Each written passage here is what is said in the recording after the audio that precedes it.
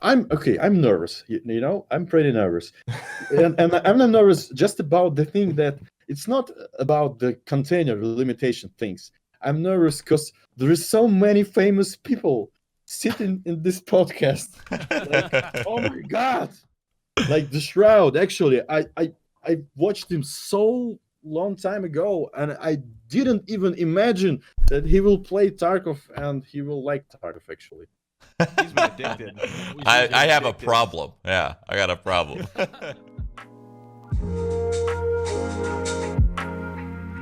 Yeah, I mean, the game is exceptional. There's nothing else out really right now that does what Tarkov does. Wait, do you know? Are you fluent in Russian, Warren? Yeah, it's my first language. Oh my god! Can we get a trial run here? Can we get a Nikita speaks Russian and Warren says it back? For sure. Без проблем. Я на самом деле думал, что ты, да, импортный товарищ, а не русский. честно. Не, я в Канаду переехал, 6 лет назад. Ну то есть все в порядке, можно, если что-то I'm sold. потрещать. I don't even have to hear the English translation. I'm sold. Okay, we got it. We got it, guys. Cool. Perfect. There is a low chance that you can actually meet the cheater in the game, but he will be banned for sure. Is there any way that you guys can create a system where this might be a little complicated too, but how games often in ranked per se games you would lose to a cheater and you'd get your MMR back? Is there something that you could do if you die to a cheater and it's it has that, you maybe get a little bit of your stuff back, not all through insurance, like guaranteed? Actually, what about to get some money back, man? What you just said? It's like a little money. This is a really good idea because we can actually do this, and if you get killed by cheater and you got looted by cheater, you will get these items back via insurance. That'd be awesome. Wait, are you saying that's in the game now, or that's something that you'd like to do? No. It could be done. Okay. I just need to know this. That's an awesome idea, dude. You can do it as Counter-Strike does. Mhm. So if you report a person and they get banned, then you can get the stuff back. Or because that's how it works in sort of in Counter-Strike. You get notified that the person you reported got banned. Yeah. So it's the same thing. Or you can receive some compensation, like something from rubles, Rare whatever. keys, some money. I got you, Chad. I got you. That's an awesome idea, dude. Honestly. Yeah, I written that. It's a good idea, but of course everything will require a lot of work because the game itself it's a kind of big ship with a lot of big, complex, super complex, and like he's already flowing, he's already going somewhere, and every single change could break something. Like for tomorrow, we plan a pretty big patch with a lot of fixes. 12.1. We actually went over the patch notes. Yep. Yeah, and like it's just fixes, and we already started to make some new content for this period of time before the NY. There will be some new things, but as I said before, we are focusing on stabilization, bug fixing to make your experience even better. Because all the issues being noted, and I have a big list of things that we need to fix, and we already made tasks for them. We applied versions, applied priorities, so we're working on them. So don't worry, everything will be fixed.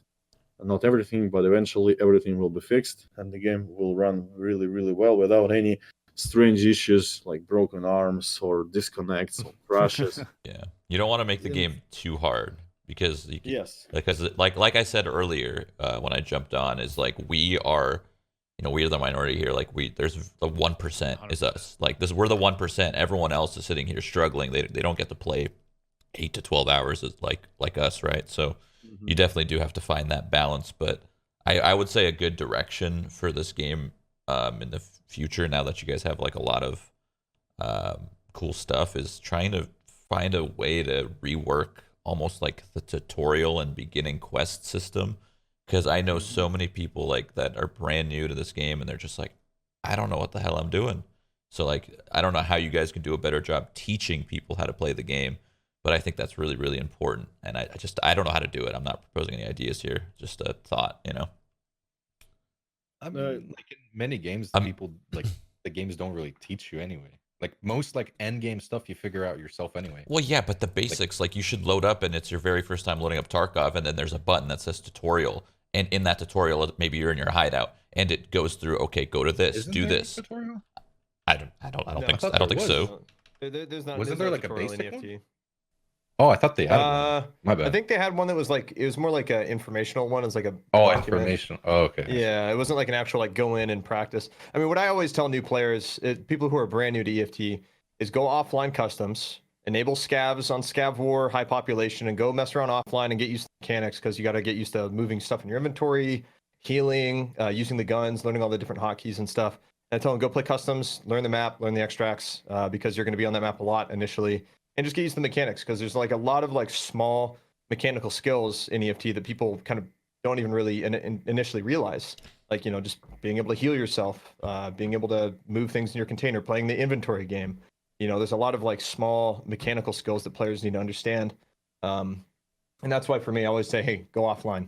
Maybe an offline tutorial could be a good idea. Just like it goes in, puts them in a raid, shows them like it like walks them through every feature of like what you do in a raid, kind of explains it with like little prompts or something. Okay, let me say, yes, there will be first mission. It's offline mission just to teach you out in the game, just for basics. So there will be this kind of hand holding, as people say in the chat.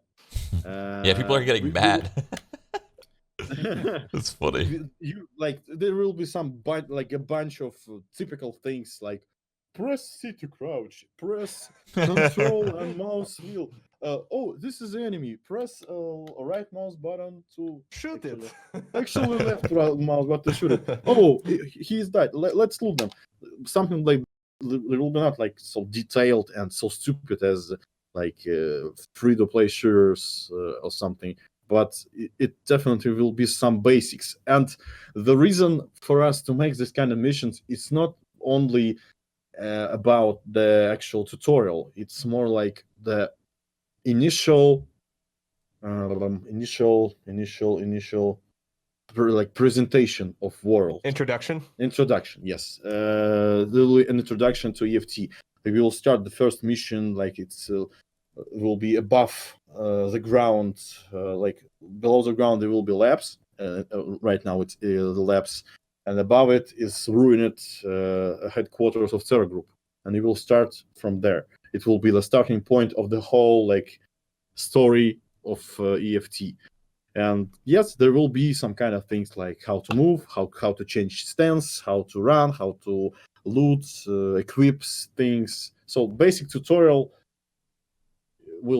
is planned. So yeah. Yeah, I mean, that's good. Like, a lot of people don't even know about offline raids. You got to realize that people that play this game don't necessarily always watch streamers or YouTube or stuff. They might find out about it through it, but then they just jump in, and you can very easily skip the offline raid portion. It's very easy to skip it. You just go next, and it's gone, right?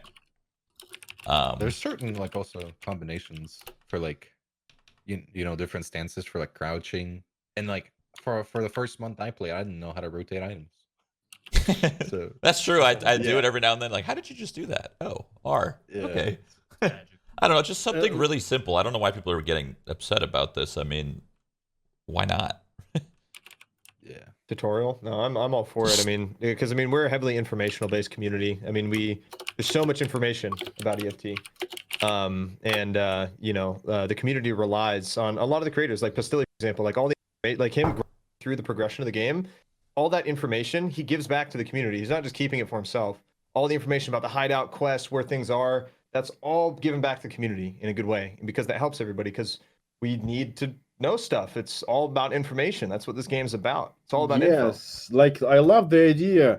And when I designed EFT, the initial like thoughts about it, first there was the idea that you will actually have to get the information about the game, learn the game, and have this tactical advantage. So the knowledge is the power, and it's not. Yeah, so that's why we like, emphasize the idea to actually talk with people, to communicate more, to share thoughts, to share like weapon presses, to share tactical things, to share like hidden stashes locations on the location. So it's the kind of second mission for us to actually take the player base, divide it, and make it all together. Put them together. Yeah. I love EFT because, like, in a lot of games that do this, is it where it just throws you in. It kind of shows you the basics, like this is what you can do. Figure out the rest. And I love games like that. I don't like games that are very handholdy. I know every time you guys update the game, there's always things that you don't put on the patch notes that are in the game, and you leave it up to the players to discover these things. And some people get upset; they don't like that. But me, I see it as a good thing because it's really exciting to like discover these things, like the packages that we get from like Fence from extracting the scav. You can get rare keys, and people are like, "Whoa, what? Check out, guys! I just got marked key or whatever from extracting as a scav," and like people are like, "Whoa, no way!" And then it starts spreading. All that information starts spreading, and it's really cool. I honestly love that about this game and the community. Under that, that's okay. I pretty much want to ask a question, Nikita, being, what is the next step? Where's the direction of the game going? Like right now that we have the is it going to be lighting changes on different maps, reworking different maps, main quest line? Just curious, what's happening these next past 3 months or something? Okay, so right now we are fixing the game right now, and we are started to actually draft and continue to work on Streets of Tarkov location. And I must say that it will be even bigger in terms of details, in terms of searchable areas and overall quality. Like every single map, we try to raise the bar. And I must say that the Streets of Tarkov will be the highest point. That's why we need to think about it, how to do it properly, and not in 9 months as it was with the military base. And I think the locations, I think we will make intermediate locations, just something in between, just to make sure that we will have some new location, not in long term. And this is what about like new locations. All location will be reworked. We will add new types of exits. We want to add train to other locations, and we actually want to implement the thing that you will actually have to enter specific locations through another raid. So like customs, military base, back to customs, then stash, or like Streets of Tarkov, labs, back to streets, then the stash. For example, you will exfil with the train from the military base, and you will spawn on the lighthouse location, for example, where the train stopped and goes further. I just wanted to, before we disappear off this topic, the malfunction system, is it going to be something that if you treat your weapon with care, as in you go in the hideout, you clean it before a raid and you do all that, there's a much less chance of malfunction? Because I can't imagine it being an RNG thing where you're in a fight and there's no repair, there's no cleaning, and then you're shooting at a guy that has a pistol and all of a sudden your gun jams just for fun. So I think so long as you could spend time and work with the gun so that you can pretty much guarantee no jam in your raid, I think that's really necessary, or else it's going to be really annoying. Of course. Yeah, you will be able to actually care your gun properly, and it's not only this, because for example, the AK, you can shoot 15,000 rounds from it, and it will be okay. That's the durability of Russian weaponry, and ammo fails more than the gun. Yes, ammo will fail, and the magazine could fail too, because different the 60 rounders and those M4s, those have feeding issues in real life. Yeah, they have feeding issues, and you will need to actually to select the proper magazine for your weapon. The game will become more difficult. But if you know the drills and you have a time and you will have and you prepare your weapon properly before the raid, you will be ready to fight, and you're okay to fight, because like the thing is that it could be overheated if you are like shooting bursts. It could be overheated and you will receive the malfunction, because the higher the overheat factor will be, there will be more chance to actually jam your weapon with the brass or something. You will need to actually control your spray, not spray and pray.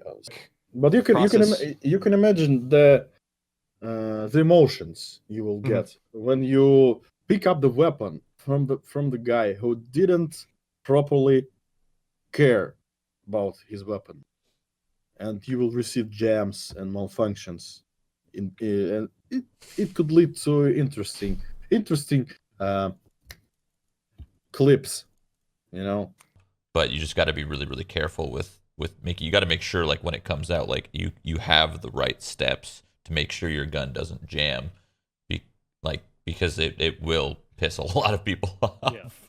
Yeah. Like people this game is going to keep going in the direction where it gets harder and harder and harder, and I know that's the point, but like we said before, the balance is really important, because if it gets too tedious and it becomes like a chore, like, people only have a couple hours per day. So that's why I was talking about when you said that you wanted to go from one raid to another raid and then back to the other raid. Like, while that sounds fun for us, I would love that. But some people only have 2 hours a day. They're going to play for 2 hours. They're going to do that one raid, only one raid, and they might die. And then that's it. That's all the fun they have, you know? I know there's a lot of stuff that chat is like. I mean, honestly, this could go on for hours and hours on end. But like, it's I don't know what time it is over there. Probably like 1 or 2 a.m. I don't even know. It's like it's 11 over there. 11, almost midnight. Yeah. More than like it's 11:18. Gotcha.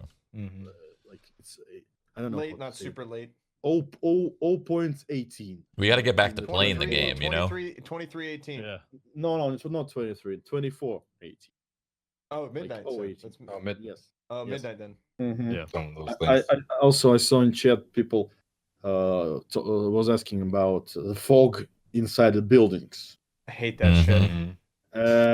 Just wanted to say that this is not an easy task to solve, because some people say just put a trigger, you cross this trigger and the fog will disappear, but you can actually be inside the building and see through window. You must see the fog over there outside.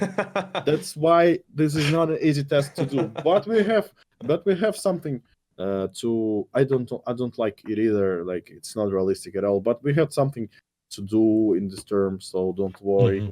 The community and the players are intelligent and pretty dedicated already to the game. They know what to ask, and they know what to ask, not demand, what to ask. And it's pretty important for us, because these demands, they are not making our life easier, because I hope you understand that we want to make EFT a great game for you. It's like for you, not for us. Not fun though. Not fun. Not fun. Yes. Not fun. That's challenging. And we are really, really making our efforts. We are trying to do this, and that's our goal. We don't want to make something and like leave it unfinished. We want to make it finished, and we don't want to make it for a long time. We want to actually release the game, because it's getting like. I want to see you make a single player game, dude. I want to see that. Yes, I wanted game. to. I wanted to make like really happy that the game right now has a lot of fans, especially such famous and beautiful fans, and so this is kind of cool. And that's it. Right on. We appreciate you, man. You made one of the best games ever, and we appreciate it, dude. True. We're just happy to be playing. Thank you very much. So I will be going. Thank you. До свидания, братишка. Всем Спокойной пока, ночи. пока, спокойной ночи, счастливо, до свидания, на здоровье. На здоровье. Да. Later, boys. Все, Nice job, отключаемся. I mean. Woo! All right, that was cool. That was dope. That was dope. That was really cool to talk to him. Straight up, that was it was 2 hours long or so, maybe a little bit more. But that was sweet.